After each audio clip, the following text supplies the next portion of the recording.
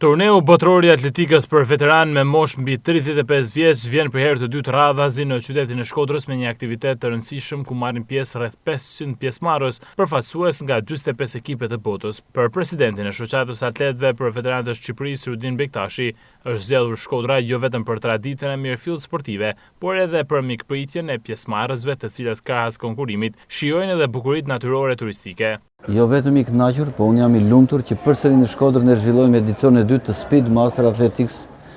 Është një edicion ndërkombëtar i mbështetur nga Federata Evropiane e Atletëve Master dhe Bashkia Shkodër na ka mbështetur fuqimisht me të gjitha mundësitë.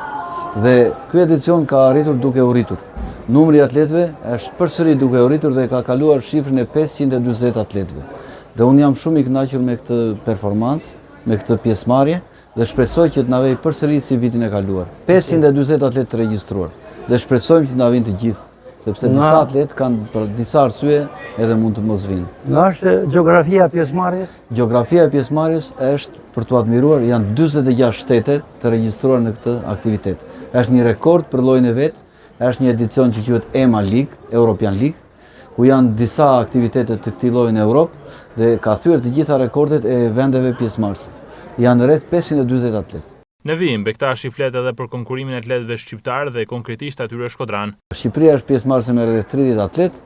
Bledar Mesi sigurisht atleti jonë më i mirë, Isak Bala, veterani i Shkodrës dhe Shqipërisë dhe kampioni i Shqipërisë, janë pjesëmarrës, Arben Mloja, një tjetër veteran i atletikës dhe Florian Balaj.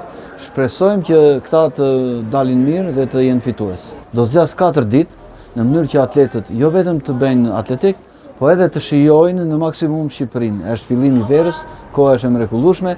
Shkodra i ka të gjitha asetet turistike, fillon nga mali, liqeni, fusha, deti, lumi i madh Buna që kemi dhe të gjithë atletët besoj se do kënaqen në fushën e sportit, në stadiumin e mrekullueshëm, por edhe do të shijojnë bukuritë e Shkodrës.